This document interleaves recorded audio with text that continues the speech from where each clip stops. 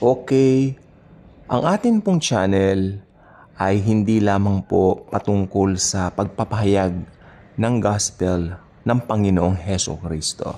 Ito rin po ay tinatawag natin na a concern channel sa mga people, na mga kababayan natin. Yan pong nakasaad yan. It says all. 8.2 po pala ang pwedeng dumating na lindol dito sa ating minamahal na bansang Pilipinas. Especially dito po sa atin sa Metro Manila. Okay? Yung mga may fault line. Ano po? Tayo naman po ay nasa Panginoong Hesukristo. Alam natin hindi niya tayo papabayaan. Ito naman po ang maganda rito. Yes, meron po tayong balitang ganyan, pero alam niyo po ba, ang pinakamalakas na lindol ay hindi itong the big one. Itong lindol nga na pinakamalakas, ang kaganapan po nito ay mangyayari po sa Great Tribulation.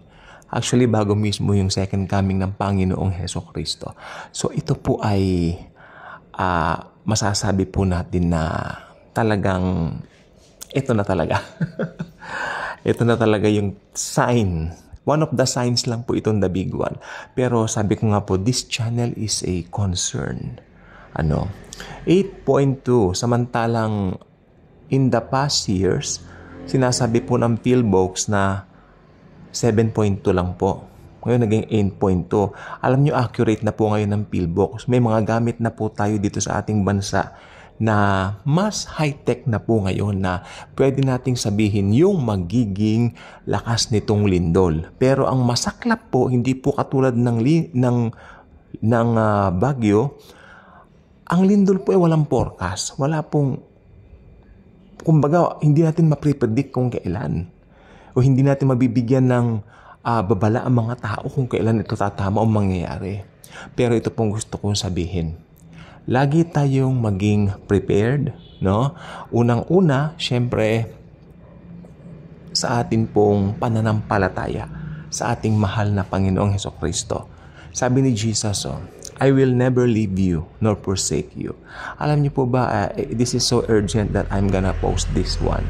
Actually, meron po akong vlog mamaya na gagawin, no? Maganda po ito, tungkol po kay Haman, no? Kilala niyo po si Haman, di ba? So, abangan niyo po mamaya yan. So, ito pong, nung nabasa ko po ito sa Facebook, sabi ko, unahin ko na ito. Kasi itong atin po, ang atin pong bansa ay nasa Ring of Fire. So, yeah, Pacific Ring of Fire, something like that. Ibig sabihin po nito, ito po yung mga prone sa lindol. Okay? So, ito pong nangyari po dito po sa Taiwan kahapon. Alam niyo po ba, 20 years po nilang pinaghandaan yan.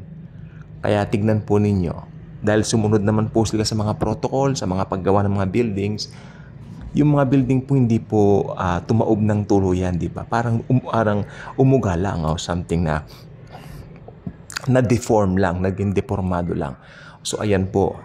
Sa atin naman po kasi, sa ating bansa talagang pinangangambahan na po yan the big one since 20 years ago pa po yan. Pero at least, ganyan po sa consciousness ng mga kababayan natin ito. Pero ito pong bagong balitang ito, 8.2 po pala.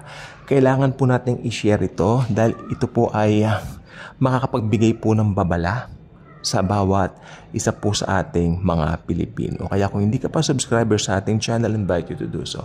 Click the notification bell, share this video, share the wonderful love of the Lord Jesus Christ. His power alone, I believe, His power alone can save us from anything. Sabi niya, no creature, no creation will be able to separate us from the love of the Lord Jesus Christ. Okay? So si Jesus ang ating confidence. So, hindi tayo dapat matakot katulad ng mundo, natatakot ang mundo. Bakit tayo?